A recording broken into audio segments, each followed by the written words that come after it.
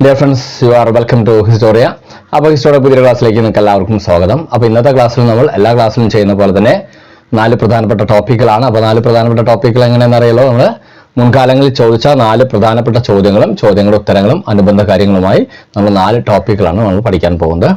So നമുക്ക് ക്ലാസ്സിലേക്ക് പോകാം. ഫസ്റ്റ് ക്വസ്റ്റ്യൻ, ഒന്നാമത്തെ ക്വസ്റ്റ്യൻ ഓർത്തിരിക്കുക. ഒന്നാമത്തെ ക്വസ്റ്റ്യൻ മോഡേൺ ഇന്ത്യയിൽ നിന്നാണ്. നമ്മൾ സ്വാതന്ത്ര്യ സമരവുമായി ബന്ധപ്പെട്ടാണ്, ഇൻഡിപെൻഡൻസ് സ്ട്രഗിളുമായി ബന്ധപ്പെട്ടുള്ള ചോദ്യമാണ്, പ്രധാനപ്പെട്ട ചോദ്യമാണ്. മിക്കവാറും സെൻട്രൽ എക്സാമിനും സ്റ്റേറ്റ് എക്സാമിനും ചോദിച്ചിട്ടുള്ള ഒരു ചോദ്യമാണ്. ചോദ്യമാണ്, on which date cabinet mission arrived in India? On which date cabinet mission arrived in India? Cabinet mission എന്നാണ് ഇന്ത്യയിൽ എത്തിയത് എന്നാണ് ക്യാബിനറ്റ് മിഷൻ എന്നാണ് ഇന്ത്യയിൽ എത്തിയത്. ഡേറ്റ് ആണ് അവർ ചോദിക്കുന്നത്, ഡേറ്റ് ആണ് ഉദ്ദേശിക്കുന്നത്. Order 1946 1946 March 23 1946 March 23 cabinet mission ഇന്ത്യയിൽ എത്തുന്നത്. അപ്പൊ പറയണ ക്യാബിനറ്റ് മിഷൻ ഇന്ത്യയിൽ എത്തുന്നത് 1946 മാർച്ച് 23 മാർച്ച് 23 ഡേറ്റ് ഷാർപ്പായിട്ട് പഠിക്കണം. മാർച്ച് 23 ചില ബുക്കുകളിൽ 24 കാണുന്നുണ്ട്, 24 അല്ല, മാർച്ച് 23 ഡേറ്റ്. അപ്പൊ 1946 മാർച്ച് 23 അതിലാണ് ക്യാബിനറ്റ് മിഷൻ്റെ. അതിൽ അംഗങ്ങൾ, ക്യാബിനറ്റ് മിഷനിൽ അംഗങ്ങൾ ഓർത്തിരിക്കാരൊക്കെയാണ്. ലോർഡ് പെതിക് ലോറൻസ് അതിന്റെ ചെയർമാനാണ്. ലോർഡ് പെതിക് ലോറൻസ് അതിന്റെ ചെയർമാനാണ്. സ്റ്റാഫോർഡ് ക്രിപ്സ് എന്ന് പറയുന്നത് നമ്മുടെ ക്രിപ്സ് മിഷന്റെ ചെയർമാനായിരുന്ന സ്റ്റാഫോർഡ് ക്രിപ്സ് ഉണ്ട്. അതുകൂടാതെ AV അലക്സാണ്ടർ. അപ്പോൾ മാർച്ച് 23 വന്ന് മെയ് 16 റിപ്പോർട്ട് അവർ സമർപ്പിക്കുക, ക്യാബിനറ്റ് മിഷന്റെ റിപ്പോർട്ട് അവർ സമർപ്പിക്കുന്നത്. അപ്പൊ 1946 മാർച്ച് 23 വരുന്നു, മെയ് 16 റിപ്പോർട്ട് അവതരിപ്പിക്കുന്നു, റിപ്പോർട്ട് സബ്മിറ്റ് ചെയ്യുന്നു. അതിൽ അംഗങ്ങൾ എന്ന് പറയുന്നത് സ്റ്റാഫോർഡ് ക്രിപ്സ് ആണ്, ലോർഡ് പെതിക് ലോറൻസ് ആണ്, AV അലക്സാണ്ടർ ആണ്. ഇനി ക്യാബിനറ്റ് മിഷൻ ഇന്ത്യയിലേക്ക് അയച്ചത് ആരായിരുന്നു? അന്നത്തെ ബ്രിട്ടീഷ് പ്രധാനമന്ത്രിയായിരുന്ന ക്ലെമന്റ് ആറ്റ്ലിയാണ്. ലേബർ പാർട്ടി അല്ലെങ്കിൽ തൊഴിലാളി വർഗ പാർട്ടി നേതാവായ അല്ലെങ്കിൽ ലേബർ പാർട്ടിയുടെ നേതാവായ ബ്രിട്ടീഷ് പ്രധാനമന്ത്രി ക്ലെമന്റ് ആറ്റ്ലിയാണ് ഇന്ത്യയിലേക്ക് ക്യാബിനറ്റ് മിഷനെ പറഞ്ഞയക്കുന്നത്. അതോടൊപ്പം ആ സമയത്ത് ഇന്ത്യയിൽ നിന്ന് viceroy, who was the viceroy in India during time of cabinet mission എന്ന ചോദ്യം വരാറുണ്ട്. അപ്പൊ ക്യാബിനറ്റ് മിഷൻ ഇന്ത്യയിൽ വരുമ്പോൾ ഉണ്ടായിരുന്ന വൈസ്രോയ് എന്ന് പറയുന്നത് ലോർഡ് വേവലാണ്. വേവൽ പ്രഭു, ലോർഡ് വേവലാണ് ഇന്ത്യയിൽ ഉണ്ടായിരുന്ന വൈസ്രോയ്. ക്യാബിനറ്റ് മിഷൻ ഇന്ത്യയിലേക്ക് പറഞ്ഞയച്ചത് ക്ലെമന്റ് ആറ്റ്ലിയാണ്. ലേബർ പാർട്ടി, തൊഴിലാളി വർഗ പാർട്ടിയുടെ നേതാവായ അല്ലെങ്കിൽ തൊഴിലാളി വർഗ പാർട്ടിയുടെ പ്രധാനമന്ത്രിയായ ക്ലെമന്റ് ആറ്റ്ലിയാണ് ക്യാബിനറ്റ് മിഷൻ ഇന്ത്യയിലേക്ക് പറഞ്ഞയക്കുന്നത്. ഇനി എന്തിനാണ് ക്യാബിനറ്റ് മിഷൻ ഇന്ത്യയിൽ വരുന്നത്? അതുകൊണ്ടുണ്ടാകുന്ന സംഭവങ്ങൾ എന്താണ്? ഓർത്തിക്കുക, ഇന്ത്യക്ക് അധികാരം കൈമാറാൻ ക്ലെമന്റ് ആറ്റ്ലി തയ്യാറായിരുന്നു. 1946 ഫെബ്രുവരി 20 തന്നെ ക്ലെമന്റ് ആറ്റ്ലി പ്രഖ്യാപിച്ചു, ഞങ്ങൾ ഇന്ത്യക്ക് സ്വാതന്ത്ര്യം നൽകാൻ തയ്യാറാണ്. 1948 ജൂൺ 20 മുന്നേ ഞങ്ങൾ എല്ലാവരും ഇന്ത്യ വിട്ടുപോകുമെന്ന് പ്രഖ്യാപിച്ചിട്ട്. അപ്പൊ ഈ അധികാരം 48 ജൂൺ 20 മുന്നേ വിട്ടുപോകുമെന്നാണ് പറഞ്ഞത്. പക്ഷെ അതിന് മുന്നേ നമുക്ക് സ്വാതന്ത്ര്യം കിട്ടി. അപ്പൊ ഇത് 46 ഫെബ്രുവരിയിൽ പ്രഖ്യാപിച്ചതാണ്. അത് ഇന്ത്യക്ക് അധികാരം കൈമാറാൻ തയ്യാറാണ്. അപ്പൊ ഈ അധികാരം ആർക്ക് നൽകണം? ഇന്ത്യൻ നാഷണൽ കോൺഗ്രസ് നൽകണോ, അതോ മുസ്ലിം ലീഗിന് നൽകണോ, അതോ 2 രാഷ്ട്രമാക്കി വിഭജിക്കണോ? ഇതിനെക്കുറിച്ച് ചർച്ച ചെയ്യാൻ വേണ്ടിയാണ് ഈ ക്യാബിനറ്റ് മിഷൻ ഇന്ത്യയിൽ എത്തുക. അപ്പൊ cabinet mission arrived in India for discussing the transfer of power, അധികാര കൈമാറ്റത്തെക്കുറിച്ച് ചർച്ച ചെയ്യാനാണ് ക്യാബിനറ്റ് മിഷൻ ഇന്ത്യ എത്തുന്നത്. ക്യാബിനറ്റ് മിഷൻ ഇന്ത്യയിൽ എത്തുന്നു. അവർ തീരുമാനിക്കുന്ന കാര്യം എന്താണ്? ഇന്ത്യക്ക് പരിപൂർണമായി സ്വാതന്ത്ര്യം നൽകുന്നു, പക്ഷേ 2 രാഷ്ട്രങ്ങളാക്കില്ല. അതെ, പാകിസ്ഥാൻ വേറെ രാഷ്ട്രം, ഇന്ത്യ വേറെ രാഷ്ട്രം, 2 രാഷ്ട്രമാക്കാതെ ഒരു രാഷ്ട്രത്തിന് മാത്രമാണ് ഞങ്ങൾ അധികാരം കൈമാറുക എന്നാണ് ക്യാബിനറ്റ് മിഷന്റെ തീരുമാനം ഉണ്ടായത്. പക്ഷേ അതിൽ ആര് പ്രതിഷേധിക്കുന്നു? മുസ്ലിം ലീഗ് പ്രതിഷേധിച്ച 1946 ഓഗസ്റ്റ് 16, മറക്കരുത്, 1946 ഓഗസ്റ്റ് 16 ഇന്ത്യക്ക് സ്വാതന്ത്ര്യം കിട്ടുന്ന കറക്റ്റ് ഒരു വർഷം മുന്നേ ഡയറക്റ്റ് ആക്ഷൻ ഡേ പ്രത്യക്ഷ പ്രവൃത്തി ദിനം, അതിന്റെ ഡേറ്റ് ചോദിക്കാറുണ്ട്. 1946 ഓഗസ്റ്റ് 16 പ്രത്യക്ഷ പ്രവൃത്തി ദിനം എന്നൊരു സംഭവം ഇന്ത്യയിൽ ആചരിക്കുകയും മുസ്ലിം ലീഗ് ആചരിക്കുകയും ഇന്ത്യയിൽ മൊത്തത്തിൽ ആകെ കലാപങ്ങളും പ്രശ്നങ്ങളും വിഷയങ്ങളും അരാജകത്വം ഉണ്ടാക്കുന്ന രീതിയിൽ ആര് പ്രവർത്തിച്ചു? മുസ്ലിം ലീഗ് പ്രവർത്തിച്ചു. അതാണ് പിന്നീട് ഇന്ത്യ വിഭജിക്കാനുള്ള ഒരു റീസൺ ആയിട്ട് മാറുന്നതും. അതുകൊണ്ട് കാരണം പിന്നീട് ഒറ്റക്കെട്ടായി നിൽക്കില്ല എന്നൊരു അവസ്ഥ വരണം. അങ്ങനെ വരുമ്പോൾ ഇന്ത്യ വിഭജിക്കുകയും ചെയ്യുന്നത്. അപ്പൊ ക്യാബിനറ്റ് മിഷൻ ഇന്ത്യയിൽ വരുന്നു, ഈ അധികാര കൈമാറ്റത്തെക്കുറിച്ച് ചർച്ച ചെയ്യുന്നു, ഇന്ത്യക്ക് മാത്രമേ അധികാരം നൽകാൻ തീരുമാനിക്കുന്നു. അങ്ങനെ ക്യാബിനറ്റ് മിഷൻ വന്നു. ഈ ക്യാബിനറ്റ് മിഷൻ വന്ന് ഈ ചർച്ച നടത്തി അവർ മെയ് 16 റിപ്പോർട്ട് സമർപ്പിച്ച് ആ ക്യാബിനറ്റ് മിഷൻ ശുപാർശ പ്രകാരം 1946 സെപ്റ്റംബർ 2 ഡേറ്റ് മറക്കരുത്, ഇതിൽ 4-5 ഡേറ്റ് ഉണ്ട്. 1946 സെപ്റ്റംബർ 2 46 സെപ്റ്റംബർ 2 ഇന്ത്യയിൽ നെഹ്റുവിന്റെ കീഴിലൊരു ഇന്ററിം ഗവൺമെന്റ്, ഒരു താൽക്കാലിക തൂക്ക് ഗവൺമെന്റ് ഇന്ത്യയിൽ ഫോം ചെയ്യുന്നു. ഇന്ത്യക്ക് സ്വാതന്ത്ര്യം കിട്ടുന്നതിന് ഒരു വർഷം മുന്നേ 46 സെപ്റ്റംബർ 2 ഇന്ത്യയിൽ ഒരു നെഹ്റുവിന്റെ കീഴിൽ ഒരു താൽക്കാലിക ഗവൺമെന്റ് രൂപം കൊള്ളുന്നു. അത് കഴിഞ്ഞ് സെപ്റ്റംബറും കഴിഞ്ഞ് ഒക്ടോബറും കഴിഞ്ഞ് നവംബറും കഴിഞ്ഞ് ഡിസംബർ 6 1946 ഡിസംബർ 6 ഈ ക്യാബിനറ്റ് മിഷൻ നിർദ്ദേശപ്രകാരം തന്നെ ഭരണഘടനാ നിർമ്മാണ സമിതിയും രൂപം. നമുക്ക് ഇന്ത്യക്ക് ഒരു ഭരണഘടന സ്ഥാപിക്കാൻ വേണ്ടിയുള്ള ഒരു ഭരണഘടനാ നിർമ്മാണ സമിതിയും രൂപമാണത് 1946 ഡിസംബർ 6 എന്നോർത്ത് വയ്ക്കുക. ക്ലിയർ ആയില്ലോ.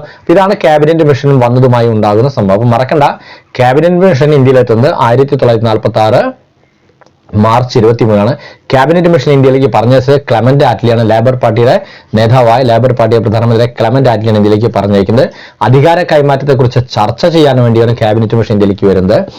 ക്യാബിനറ്റ് മിഷൻ ഇന്ത്യയിൽ വരുമ്പോൾ ഇന്ത്യയിലുണ്ടായിരുന്ന വൈസ്രോയ് എന്ന ലോർഡ് വേവലാണ്, വേവൽ പ്രഭുവാണ് ഇന്ത്യയിലുണ്ടായിരുന്നത്.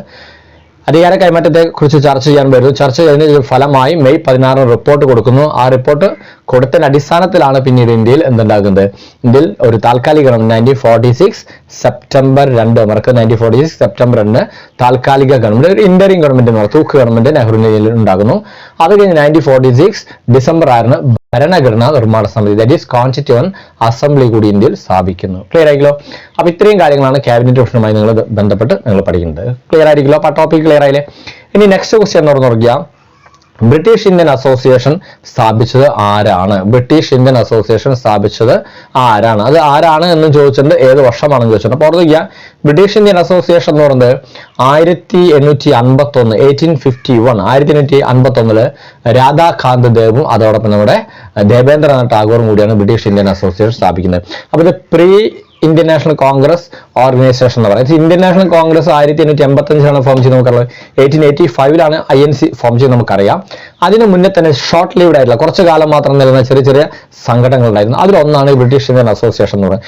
എന്ന് വെച്ചാൽ അത് റിയലി 1837 ഒരു ലാൻഡ് ഹോൾഡേഴ്സ് അസോസിയേഷൻ അല്ലെങ്കിൽ സെമിൻഡാരി അസോസിയേഷൻ ഉണ്ടായിരുന്നു. എന്നാണ് 1837 അല്ലെങ്കിൽ 38 1837 32 എന്ന് പറയുന്നത് 37 കുറെ ബുക്കുകളാണെന്നും 38 അങ്ങനെ റിയലി ഒന്നുകൂടി 37 നല്ലത്.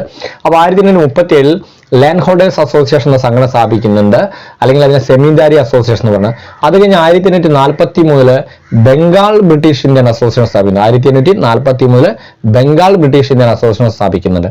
ഇത് രണ്ടും കൂടി ചേർന്നാണ്, അതായത് ഈ സെമിൻഡാരി അസോസിയേഷനും അതോടൊപ്പം തന്നെ ഈ ബംഗാൾ ബ്രിട്ടീഷ് ഇന്ത്യൻ അസോസിയേഷനും അത് രണ്ടും കൂടി ചേർന്നാണ് 1851 ബ്രിട്ടീഷ് ഇന്ത്യൻ അസോസിയേഷൻ സംഘടന സ്ഥാപിക്കുന്നത്. 1851 ബ്രിട്ടീഷ് ഇന്ത്യൻ അസോസിയേഷൻ സ്ഥാപിക്കുന്നത്.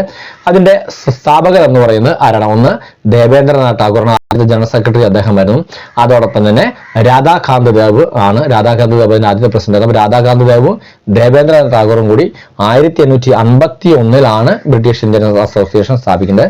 ആ ബ്രിട്ടീഷ് ഇന്ത്യൻ അസോസിയേഷൻ എന്ന് പറയുന്നത് എങ്ങനെയാണ്? Formed by merging land holders association or zamindari association and Bengal British Indian association. അത് രണ്ടും കൂടി ചേർന്നാണ് ഇത് ഉണ്ടാകുന്നത് കൂടി പഠിച്ചു വയ്ക്കുക. പിന്നെ ഒരു ഹിന്ദു പാട്രിയറ്റ് എന്നൊരു വാരികയൊക്കെ അവർക്കുണ്ട്, ഒരു മന്ത്ലി മാഗസീനൊക്കെ അവർക്കുണ്ട്. അതിലൂടെ ഇരുന്ന് അവർ നമ്മുടെ ദേശീയ പ്രസ്ഥാനത്തിന്റെ ആശയങ്ങളൊക്കെ പ്രചരിപ്പിച്ചും അങ്ങനെയായിരുന്നു. ക്ലിയർ ആയില്ലോ. അപ്പൊ ഇത്രയും ഈ പറഞ്ഞൊരു പോയിന്റിൽ അപ്പോൾ നോക്കണ്ട. ബ്രിട്ടീഷ് അസോസിയേഷൻ സ്ഥാപിച്ച് 1851 രാധാകാന്ത് ദേവ് ആൻഡ് ദേവേന്ദ്രനാഥ് ടാഗോർ. ഏതൊക്കെ കൂടി ചേർന്നിട്ടാണ്? ലാൻഡ് ഹോൾഡേഴ്സ് അസോസിയേഷനും ബംഗാൾ ബ്രിട്ടീഷ് ഇന്ത്യൻ അസോസിയേഷൻ കൂടി ചേർന്നാണ് ഈ ബ്രിട്ടീഷ് ഇന്ത്യൻ അസോസിയേഷൻ സ്ഥാപിച്ചെന്നും പഠിച്ചു നോക്കിയ. ക്ലിയർ ആയില്ലോ. ഇനി മൂന്നാമത്തെ ചോദ്യം എന്താണെന്ന് ഓർക്കുക. നമ്മുടെ ആർട്ട് ആൻഡ് കൾച്ചറിന്റെ ഭാഗമായിട്ടാണ് ആർക്കിടെക്ട് ഓഫ് ചണ്ഡീഗഡ് ആണ്. ചണ്ഡീഗഡിന്റെ ശില്പി ആരാണ്? അപ്പൊ നമുക്ക് കുറെ കാര്യങ്ങൾ അറിയാം, കുറെ നഗരങ്ങളൊക്കെ സ്ഥാപിച്ച ആരാണെന്ന് ചോദിക്കാറ്. ഫോർ എക്സാമ്പിൾ ഇപ്പോൾ പാറ്റ്ന സിറ്റി സ്ഥാപിച്ച ആരാണ്? ഷേർഷയാണ് പാറ്റ്ന സിറ്റി സ്ഥാപിക്കുന്നത്. കൽക്കത്തയുടെ ആർക്കിടെക്ട് ജോബ് ചാർണോക്ക് പറയുന്നുണ്ട്. മദ്രാസ് സിറ്റി ഫ്രാൻസിസ് ഡേ എന്ന് പറയുന്ന ആളാണ്. ഇങ്ങനെയൊക്കെ ചോദ്യങ്ങളുണ്ട്. അതുപോലെ തന്നെ ചോദ്യം ഒന്നാണ് ചണ്ഡീഗഡിന്റെ ശില്പി ആരാണ്? ചണ്ഡീഗഡിന്റെ ശില്പി ആർക്കിടെക്ട് എന്ന് പറയുന്നത് ലെ കോർബസിയർ എന്ന് പറയുന്നത്. ലെ കോർബസിയർ ആണ് ചണ്ഡീഗഡിന്റെ ശില്പി. ഓർക്കുക, ചണ്ഡീഗഡിന്റെ മാത്രമല്ല ഗാന്ധിനഗറിന്റെയും ചണ്ഡീഗഡിന്റെയും ശില്പി ആരാണ്? ലെ കോർബസിയർ എന്നാണ്. കേട്ടോ, ലെ കോർബസിയർ CORBUSIER ദാറ്റ് ഈസ് ലെ കോർബസിയർ. അപ്പൊ ലെ കോർബസിയർ ആണ് architect of Chandigarh and Gandhinagar. നമ്മുടെ ഗുജറാത്തിന്റെ ഗാന്ധിനഗർ, ആ ഗാന്ധിനഗറിന്റെയും അതോടൊപ്പം തന്നെ ചണ്ഡീഗഡിന്റെ ശില്പി ലെ കോർബസിയർ ആണ്. ഇനി ചണ്ഡീഗഡിനെ ഓർമ്മിക്കുക. It is A capital of Punjab and Haryana. നമുക്കറിയാം പഞ്ചാബിന്റെയും ഹരിയാനയുടെയും ക്യാപിറ്റലാണ് ചണ്ഡീഗഡ് എന്നാണ്. അതോടൊപ്പം തന്നെ first planned city in India, ഇന്ത്യയിലെ ആദ്യത്തെ ആസൂത്രിത നഗരം, first planned city in India എന്ന് പറയുന്നത് ചണ്ഡീഗഡ് ആണ്. അപ്പോൾ capital of Punjab and Haryana ആണ്. അതോടൊപ്പം തന്നെ ഫസ്റ്റ് പ്ലാനറ്റ് സിറ്റി ഇന്ത്യ, ഇന്ത്യയിൽ ആദ്യത്തെ ആസൂത്രിത നഗരം എന്ന് പറയുമ്പോൾ ചണ്ഡീഗഡ് ആണ്. അതോടൊപ്പം റോക്ക് ഗാർഡൻ, ഇന്ത്യയിൽ ആദ്യത്തെ rock garden, first rock garden India is located in Chandigarh. ഇന്ത്യയിൽ ആദ്യത്തെ റോക്ക് ഗാർഡൻ നിലനിൽക്കുന്നതും ചണ്ഡീഗഡിലാണ്. ഇന്ത്യയിൽ ആദ്യത്തെ റോക്ക് ഗാർഡനും ചണ്ഡീഗഡ് ആണെന്നും കൂടി ഓർത്തു വയ്ക്കുക. അതോടൊപ്പം ഇന്റർനാഷണൽ പാവ മ്യൂസിയം അതും എവിടെയാണ്?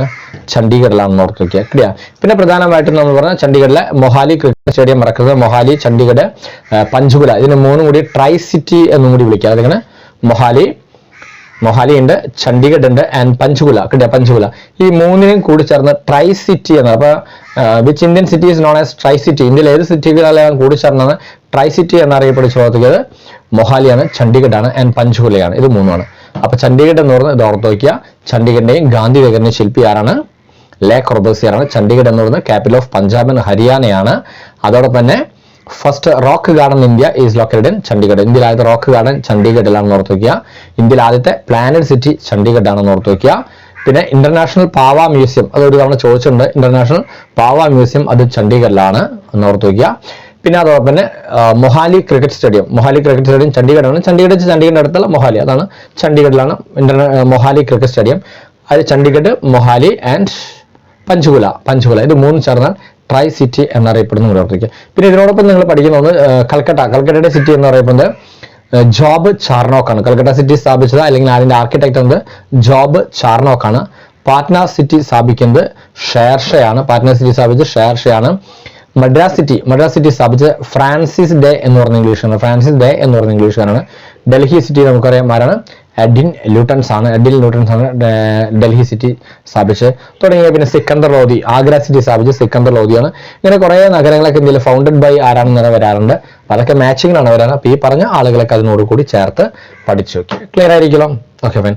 ഇനി നാലാമത്തെ ക്വസ്റ്റ്യൻ, നമ്മുടെ അവസാനത്തെ ചോദ്യം, നാലാമത്തെ ക്വസ്റ്റ്യൻ ഓർത്ത് നോക്കിയാൽ ഇതും ആർട്ട് ആൻഡ് കൾച്ചറിന്റെ ഭാഗത്താണ്. Which Indian monument is known as Black Pagoda എന്നാണ് പറയുന്നത്. Which Indian monument is known as Black Pagoda? Black Pagoda എന്നറിയപ്പെടുന്ന ഏതാണ്? നമുക്കറിയാം കൊണാർക്കിലെ സൺ ടെമ്പിൾ, ഒഡീഷയിലുള്ള കൊണാർക്കിലെ സൂര്യക്ഷേത്രം അല്ലെങ്കിൽ സൺ ടെമ്പിൾ, ഇതാണ് ഇന്ത്യയിലെ ബ്ലാക്ക് പഗോഡ എന്നറിയപ്പെടുന്നത്. ബ്ലാക്ക് പഗോഡ എന്നറിയപ്പെടുന്നത് ഒഡീഷയിലെ കൊണാർക്ക് എന്ന സ്ഥലമാണ്. ആ കൊണാർക്കിലെ സൂര്യക്ഷേത്രം അത് ബ്രാഹ്മണ ക്ഷേത്രം കൂടിയാണ്. ആ സൂര്യക്ഷേത്രം അല്ലെങ്കിൽ ആ ബ്രാഹ്മണ ക്ഷേത്രം, ഇതാണ് ഇന്ത്യയിലെ കൊണാർക്ക് സൺ ടെമ്പിൾ. ഇത് ഞാൻ നമ്മൾ ബ്ലാക്ക് പഗോഡ എന്ന് പറഞ്ഞാൽ ബുദ്ധമതക്കാരുടെ ചെറിയ ക്ഷേത്രങ്ങൾക്കാണ് നമ്മൾ പഗോഡ എന്ന് പറയാം. അപ്പൊ ബ്ലാക്ക് പഗോഡ എന്ന് പറയുന്നത് കൊണാർക്കിലെ സൂര്യക്ഷേത്രം അല്ലെങ്കിൽ സൺ ടെമ്പിൾ ആണ്. ഇതിനെ ചക്രക്ഷേത്രം എന്നും അറിയാവുന്നതാണ്.